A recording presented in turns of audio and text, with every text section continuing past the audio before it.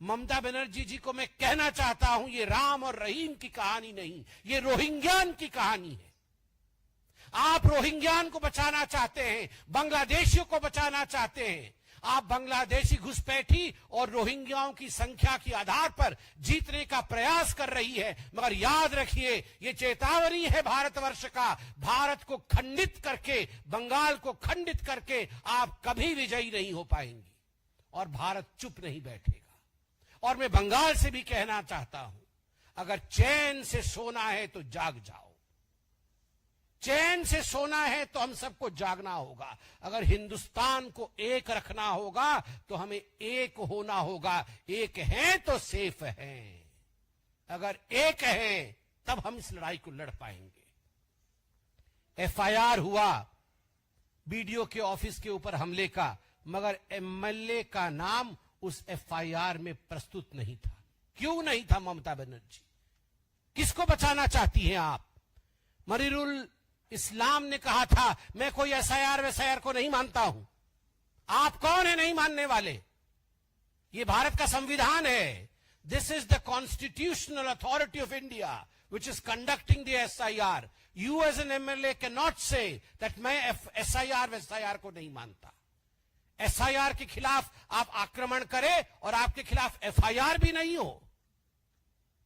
केवल फरक्का नहीं, बुधवार के दिन चकुलिया का बीडीओ का ऑफिस, जो कि उत्तर दिनाजपुर में आता है, और आप जानते हैं चाहे मुर्शिदाबाद जिला हो चाहे उत्तर दिनाजपुर जिला हो, वहां किस प्रकार से 2011 से 2019 के बीच जनसंख्या परिवर्तन हुआ है, किस प्रकार घुसपैठियों के कारण कहां 70% तो कहीं 50% से अधिक पॉपुलेशन, मुस्लिम पॉपुलेशन की वृद्धि हुई है। यह कोई ऑर्गेनिक वृद्धि नहीं है, यह वृद्धि घुसपैठियों के लिए हुई है। रोहिंग्यान और बांग्लादेशियों की घुसपैठिए से यह आर्टिफिशियल वृद्धि हुई है। उसी उत्तर दिनाजपुर के चकुलिया के बीडीओ के ऑफिस पे सुबह 9:30 बजे 300 लोगों का आक्रमण होता है। 20 लाख की प्रॉपर्टी जला दी जाती है, उसे ध्वस्त कर दिया जाता है। अभी मुर्शिदाबाद में वायलेंस चल रहा है, NH-12 को रोक दिया गया है, सारी रेल सर्विस ठप पड़ी हुई है। क्या भारत का हिस्सा नहीं है? क्या लोग NH-12 पे चल नहीं सकते? ट्रेन जलाई जा रही है तो ममता बनर्जी उसे जस्टिफाई कर रही है। वो कह रही है ये नाराजगी है माइनॉरिटीज की। अभिषेक बनर्जी से पूछा जाता है तो वो कहते हैं नाम कटेगा तो प्रोटेस्ट तो होगा ही। और इतना ही नहीं, आप सब हमारे बंधु हैं। You are the fourth pillar of democracy. If we are a pillar of democracy as the legislature, you are one of the pillars of democracy to uphold the democracy of this country. आपके एक साथी सोमा मैती जो cover करने गई थी इस हिंसा को, उनके ऊपर जिस प्रकार से हमला किया गया है नृशंसता के साथ, with the brutality that she has been attacked, she is hospitalized. 24 घंटा उनका लोकल न्यूज है, उसकी पत्रकार है सोमा मैती। मैं भर्त्सना करता हूं भारतीय जनता पार्टी की तरफ से, किसी पत्रकार के ऊपर अगर इस प्रकार का हमला होता है तो कोई चुप नहीं बैठना चाहिए। मैं आज सभी न्यूज चैनल से कहता हूं, in solidarity we should stand with Soma. She may belong to any news channel, but if a reporter is attacked, today it is she, tomorrow it may be we. इसलिए एक साथ एकजुट होकर अपने फेटर्निटी के साथ खड़े होने का समय मीडिया के लिए भी आ गया है। 150 जादवपुर विधानसभा एक महत्वपूर्ण विधानसभा है, संख्या उसकी 150 है। 150 जादवपुर विधानसभा में बूथ संख्या 110 में जो बीएलओ थे, एक ईमानदार ऑफिसर थे, उनका नाम अशोक दास है, श्री अशोक दास। ईमानदार बीएलओ अधिकारी। क्या गुनाह किया था उन्होंने? गुनाह इतना किया था, संविधान के प्रावधानों के अनुसार जो काम उन्हें भारत सरकार ने सौंपा, जो काम उन्हें बतौर बीएलओ के सौंपा गया, निष्ठता से, कर्मठता से उस काम को वो पूर्ण कर रहे थे, संपूर्ण कर रहे थे। बदले में क्या मिला? बदले में धमकाया गया। मैं नाम ले रहा हूं, वार्ड नंबर 109 के टीएमसी कार्यकर्ता अनन्या बनर्जी और राजू विश्वास ने उन्हें धमकाया कि अगर एक भी घुसपैठिया का नाम कटा, एक भी किसी का नाम कटा, कागज नहीं हो तो नहीं हो, मगर नाम कटा तो तुम्हारा छोटा सा बच्चा और तुम्हारी पत्नी तक को छोड़ा नहीं जाएगा। जब बार बार धमकियां मिली तो इस व्यक्ति ने, यह है अशोक दास, इस व्यक्ति ने आत्महत्या कर ली। मैं अभी वीडियो देख रहा था, सुन रहा था, अभी एक फोन कॉल, उसकी पत्नी, अशोक दास जी की पत्नी रोकर किसी को कह रही है कि पंखे पे लटक कर मेरे पति की मृत्यु हो गई, उन्होंने सुसाइड कर लिया है, अब मैं क्या करूं? मैं एफआईआर कर रही हूं टीएमसी के विरोध। उन्होंने एफआईआर किया है टीएमसी के विरोध में। और जो करुणा थी उस बहन की आवाज में, आज उस करुणा का सौगंध है कि हमें बदला लेना है लोकतांत्रिक तरीके से। ये जो बंग भंग के लिए प्रयास कर रही है ममता बनर्जी, ये जो मारने, सोनार बांग्ला कहा जाता था, सोनार बांग्ला, आज के रक्ताक्त बांग्ला, भयर बांग्ला, खून हो रहा है बंगाल में, राजनीतिक खून, ये हत्या है। केवल इतना ही नहीं, फेक आईडी, आइडेंटिफिकेशन के लिए फेक आईडी रैकेट चल रहा है। 10,000 से 10 लाख तक आप भारतीय नागरिक बनने के लिए ममता बनर्जी ने दुकान खोला है। रोहिंग्यान भारतीय बन सकता है, बांग्लादेशी भारतीय बन सकता है, और टीएमसी के एजेंसियों ने दुकान खोला हुआ है। तभी तो ईडी ने जब रेड किया तो दौड़ के खुद ममता बनर्जी जाती है। कभी आपने सुना था कोई मुख्यमंत्री दौड़ के फाइल छीन रही है? कभी आपने देखा था ये इतिहास में? क्यों? करोड़ों रुपए का घपला हो रहा है केवल घुसपैठियों को हिंदुस्तानी बनाने के लिए, और ये हिंदुस्तान सहेगा नहीं। 72 सेंसिटिव पॉइंट्स हैं जहां से बांग्लादेशी घुस रहे हैं, सीमाओं पर चिट्ठियां लिखी जाती है, बीएसएफ जाके बार बार मीटिंग करती है, फिर भी इन 72 पॉइंट्स पर फेंसिंग के लिए ममता बनर्जी जमीन नहीं देती है। क्या मनसा है? मनसा है बंग भंग का, मनसा है बंगाल को बांग्लादेश बनाने का। और एक पैटर्न है ये कोई पहली बार नहीं हो रहा है। जब सीएए हुआ, सड़क पे उतर के ममता बनर्जी और टीएमसी उतर के आई थी। क्यों? एक हिंदू परिवार बच जाए तो आय हाय काका छीछी, काका छीछी। ये काका छीछी कर रही थी ममता बनर्जी, आपको याद है ना? माइक लेके यहां से काका छीछी, काका छीछी। एक हिंदू बच जाए तो काका छीछी, और एक घुसपैठिए का नाम अगर कट जाए तो अशोक दास को फांसी पे चढ़ा दो। वक्फ बोर्ड की प्रॉपर्टी के लिए ममता बनर्जी ने क्या नहीं किया? वक्फ बोर्ड की प्रॉपर्टी जो गलत तरीके से हिंदुओं के प्रॉपर्टी को लूटा गया था, उसको बचाने के लिए जब भारत के सदन में चर्चा हुई, जब बिल पारित हुआ, ममता बनर्जी सड़क पे उतरी है। ये जो हिंदुस्तान का अहित वो चाहती है और घुसपैठियों का हित वो चाहती है। आज इसीलिए टीएमसी के लिए 3 शब्दों का प्रयोग किया गया है। टी से तुष्टिकरण, एम से माफिया और सी से क्राइम बाई घुसपैठिया। टी से तुष्टिकरण, एम से माफिया और सी से क्राइम बाई घुसपैठिया। तुष्टिकरण की राजनीति चरम पे है, माफिया राज, गुंडा राज चरम पे है, और घुसपैठियों के द्वारा जो क्राइम हो रहा है उसको छुपाने के लिए ममता बनर्जी एक पल भी पीछे नहीं हट रही है। ये आज का शीर्षक है। ये है टीएमसी। टी फॉर तुष्टिकरण, एम फॉर माफिया एंड गुंडा राज, सी फॉर क्राइम बाई घुसपैठी। ये है टीएमसी। याद रखिए ममता जी, न तुष्टिकरण रहेगा, ना आपका माफिया राज रहेगा, और ना हम क्राइम होने देंगे बंगाल में।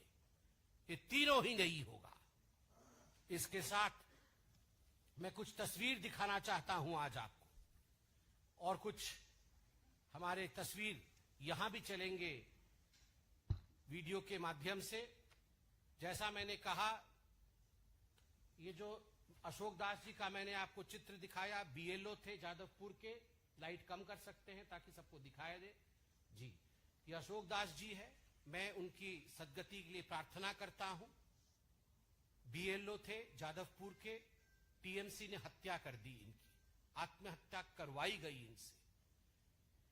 ये उनका घर है जहां उन्होंने अपने आप को फांसी पे चढ़ाया। सोचिए उनके छोटे से बच्चे और उनकी पत्नी, धर्मपत्नी पर क्या गुजर रहा होगा।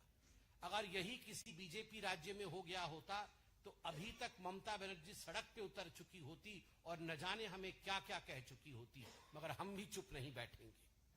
आप देखिए उसके पश्चात किस प्रकार वीडियो के ऑफिस में, ये सोमा जी हैं। ये जो आप तस्वीर देख रही हैं, ये सोमा जी की तस्वीर है।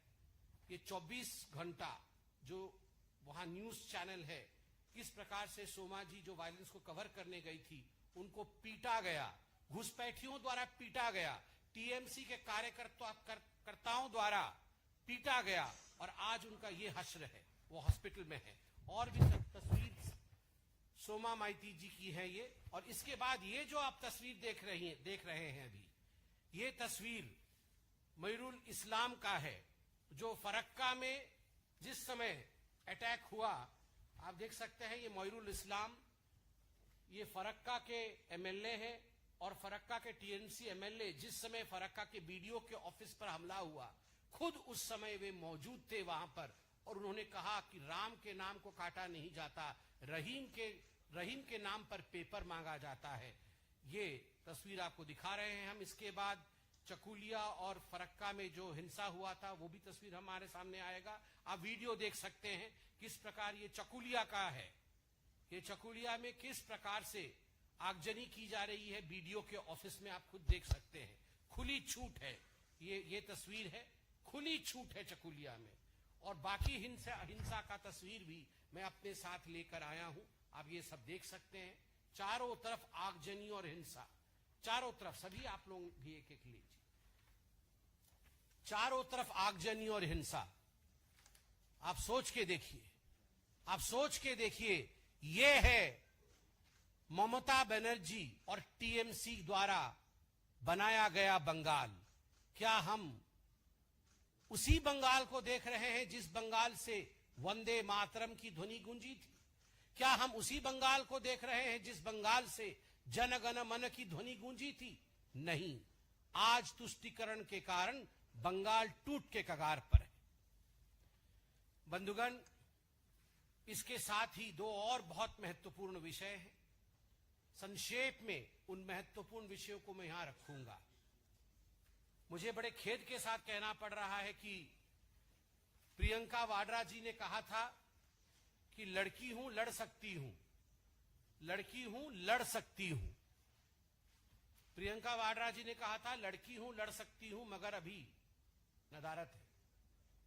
आप याद करिए, कुछ ही समय पहले फूल सिंह बरैया, जो भांडेर से एमएलए है, मध्य प्रदेश के भांडेर से कांग्रेस के एमएलए फूल सिंह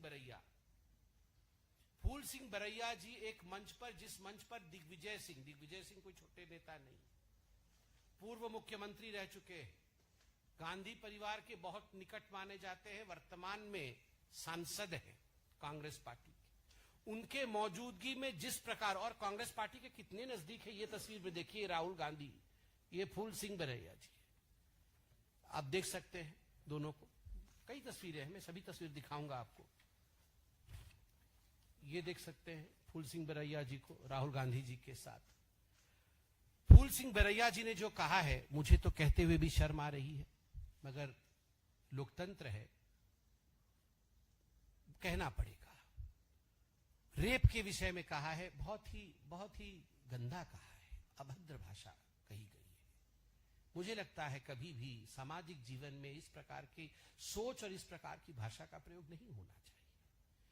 उन्होंने कहा है कि कोई खूबसूरत लड़की को जब कोई भी देखता है तो उस समय दिमाग विचलित हो जाता है और रेप जैसी घटनाएं भी हो सकती है।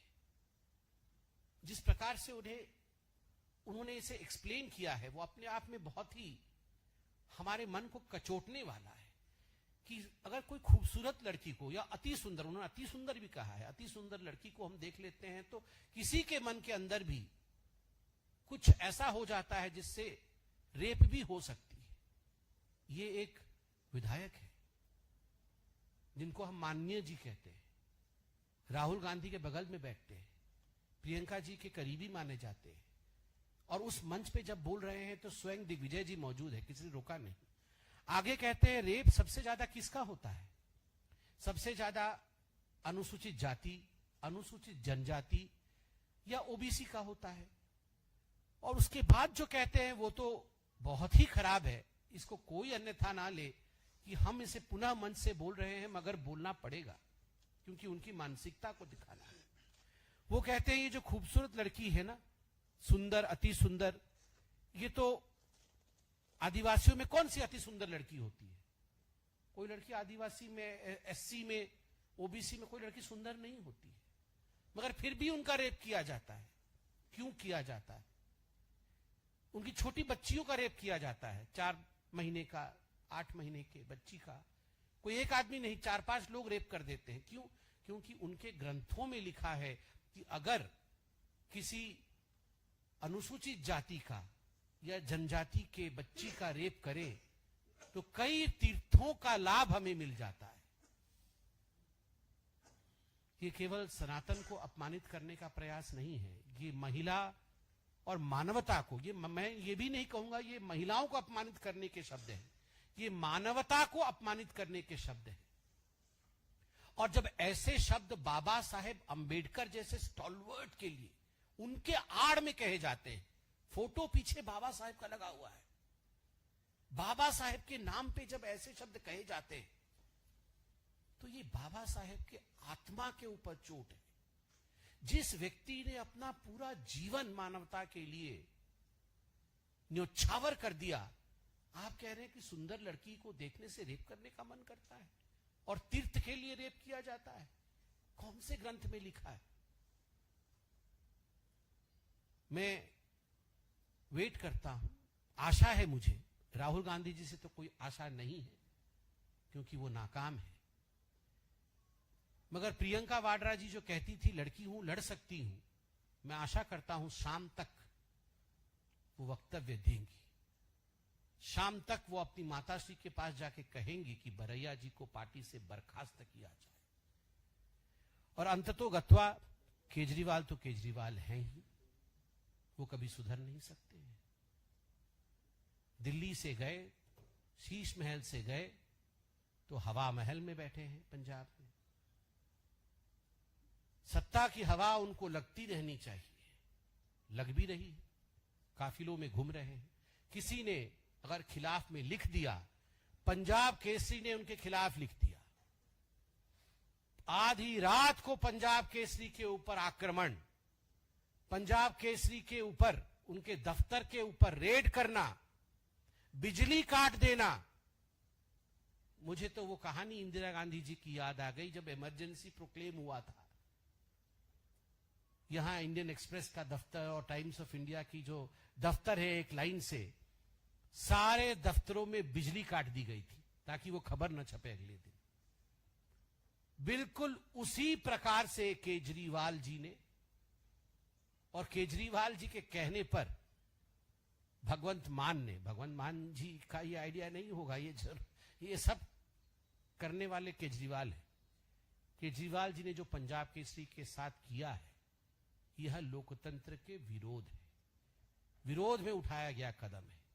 और मुझे लगता है आज सभी पत्रकारों को इस विषय पर एक होकर, आज उनकी बारी है, कल हमारी भी बारी हो सकती है, इसलिए इसके विरोध भी कड़ा प्रदर्शन करना चाहिए।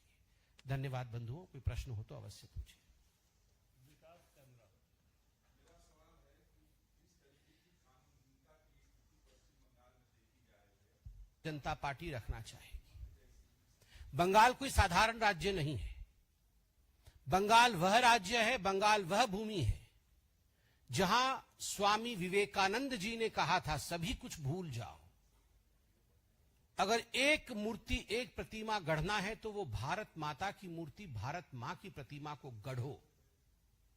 वंदे मातरम कहते हुए आगे बढ़ो और तब तक बढ़ते रहो जब तक भारत माता विश्व गुरु न बन जाए। बंगाल वह भूमि है जहां से वंदे मातरम की गूंज उठी थी। बंगाल अध्यात्म, तप, तपस्या और यज्ञ की भूमि है। मगर आज बहुत दुख के साथ मुझे कहना पड़ रहा है, उसी तप की भूमि पे ममता बनर्जी जी ने जिस प्रकार के शासन को स्थान दिया है, आज का माहौल बंगाल में बंग भंग जैसी स्थिति ही बनाई हुई है। 1905 में आपको याद है, बंग भंग, बंगाल को तोड़ने की जो चेष्टा, कुचेष्टा अंग्रेजों ने की थी, वह कुचेष्टा भी तुष्टीकरण का नतीजा था। अंग्रेज तुष्टीकरण करना चाहते थे और बंगाल को तोड़ना चाहते थे दो भागों में। और आज ये अतिशयोक्ति नहीं होगी और ये पॉलिटिकली रॉन्ग स्टेटमेंट भी नहीं होगा अगर मैं जोरदार तरीके से कहूं कि तुष्टीकरण के नींव पर ममता बनर्जी की चेष्टा है कि बंगाल को अलग थलग कर दिया जाए। आज कभी कभी तो ऐसा लगता है कि is Bengal a different part of India? Is Bengal away from India? क्या बंगाल भारत का हिस्सा है या नहीं? जो भी प्रक्रिया भारतवर्ष में होता है, उन सारी संवैधानिक प्रक्रियाओं पर कुठाराघात करती है ममता बनर्जी और टीएमसी की सरकार बंगाल के अंदर। मैं आज कुछ ऐसे तथ्य रखने वाला हूं और वीडियो के माध्यम से भारतीय जनता पार्टी कुछ ऐसा दिखाने वाली है जो विभत्स है। आप सभी जानते हैं, पूरे देश के कई राज्यों में सिलसिलेवार तरीके से SIR इसकी प्रक्रिया चल रही है। यह प्रक्रिया 2003 में भी हुई थी, इस पर बहुत चर्चा हुई है, सदन के पटल पर भी चर्चा हो चुकी है।